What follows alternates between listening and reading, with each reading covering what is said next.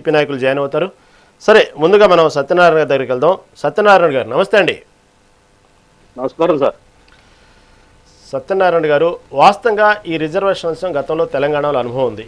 అయినప్పటికీ కూడా ఈసారి బీసీలకు 34% రిజర్వేషన్తో స్థానిక సంస్థల ఎన్నికలకు వెళ్తున్నట్టు స్వయంగా చంద్రబాబు ప్రకటించడం వెనుక, ఎందుకంటే బీసీలు అంటే మ్యాక్సిమం తెలిసిన వాతావరణం ఏపీలో ఎక్కువగా కూటమి ప్రభుత్వానికి కానీ ముఖ్యంగా టీడీపీకి మొదటి నుంచి బీసీల ఆదరణ మనకు తెలిసిన విషయమే.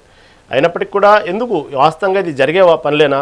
కేవలం బీసీలను ఆకర్షించడానికే ఈ విధంగా మీరు స్థానిక సంస్థల్లో బీసీలకు వాటా అంటూ ముందుకు వస్తున్నారు 34% కోటాపై. వాస్తవంగా ఇదంతా జరిగే పనేనా ఏమంటారు? నమస్కారం సార్. రహీం గారు, డిబేట్ నిర్వహిస్తున్నట్టు మీకు, మెగా ప్రైమ్ న్యూస్ వారికి, డిబేట్ లో పాల్గొన్నటువంటి విశ్లేషకులకు, ఇది పార్టీ నేతలకు ఉదయపూర్వకమైనటువంటి శుభ సాయంత్రం సార్. స్థానిక ఎన్నికల్లో బీసీలకు రిజర్వేషన్స్ అనేది మేము ఇవ్వడం అనేది ఇది కొత్తమీ కాదు. గత హయాంలో ఎన్టీఆర్ గారి దగ్గర నుంచి ఈ రోజు చంద్రబాబు నాయుడు గారి దగ్గర వరకు కూడా తెలుగుదేశం వెంట బీసీలు 100% ఉన్నారు సార్.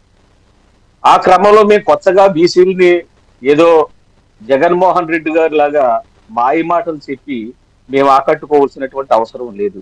మా ఓటు బ్యాంక్ బీసీస్ ఖచ్చితంగా తెలుగుదేశం పార్టీకి 100%. ఆ విషయం జగన్మోహన్ రెడ్డి గారికి కూడా తెలుసు.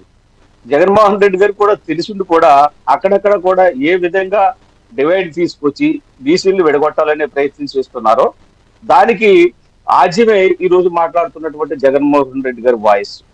జగన్మోహన్ రెడ్డి గారు 2 సంవత్సరాల నుంచి కూడా ఎక్కడా బయటికి రానటువంటి పరిస్థితి. ఈ రోజు స్థానిక ఎన్నికలు నగరం మోగిందంటే మోగినప్పటి నుంచి కూడా ఆ టైం నుంచి ఈ రోజు వరకు కూడా ప్రెస్ మీట్స్ పెట్టి ఎంత హంగామా చేస్తున్నారో, ఎంత బురద జల్లి కార్యక్రమం చేస్తున్నారో, సక్రమైనటువంటి ఈ 2 ఏళ్ల పరిపాలన మీద కూడా ఎంత అక్కసు కులగక్కుతున్నారో కూడా మనందరికీ కూడా తెలిసినటువంటి సబ్జెక్టు. ఎందుకు చెప్తున్నానంటే ఈ విషయం, తెలుగుదేశం పార్టీకి బీసీలు అండదండలుగా ఉన్నటువంటి విషయాన్ని జీర్ణించుకోవాలన్నటువంటి జగన్మోహన్ రెడ్డి గారు ఏ విధంగా పాలిటిక్స్ గ్రేమ్ని తీసుకురావాలి, ఈ 33% ఈ రిజర్వేషన్స్ ఇస్తున్నటువంటి ఈ శాతాన్ని ఏ విధంగా కాదు ఇది జరగదు అని బీసీలు మభ్య పెట్టాలి, ప్రజల్ని వేరే ట్రాక్ లోకి మప్పాలి, రాజకీయ కోణం నుంచి మాట్లాడుతున్నటువంటి జగన్మోహన్ రెడ్డి గారి యొక్క భావం ఈ రోజు మనకి అర్థమవుతూ ఉంది. ఏదో కుట్ర పన్నే పరిస్థితిలో మాట్లాడుతున్నారు తప్ప ఈ రోజు ఏదో చెప్తున్నారు. డిజిటల్ బుక్లకు పోలీస్ అధికారుల్ని ఎక్కించాలట.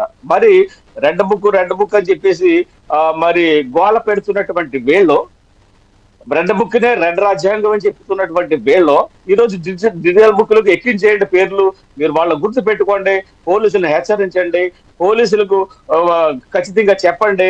వాళ్ళకు 5 సంవత్సరాల పరిపాలనలో 2 సంవత్సరాలు 3 సంవత్సరాలు అయిపోయింది, వాళ్ళకు ఉన్నది 2 సంవత్సరాలే, రాబోయే 5 సంవత్సరాలు మందే, మనం అది ఆ అధికారులు ఏమైనా చేయొచ్చు అని చెప్పి పోలీస్ అధికారుల్ని తప్పు పట్టే పరిస్థితి, హెచ్చరించే పరిస్థితి, మోసపూరితమైన మాటలు చెప్పే పరిస్థితి జగన్మోహన్ రెడ్డి గారు ఈ రోజు ఖచ్చితంగా మనకి ఈ మీడియా గ్రూప్ పైన ప్రెస్ మీట్ లో చెప్పినటువంటి సందర్భాన్ని మీకు గుర్తు చేస్తున్నాను.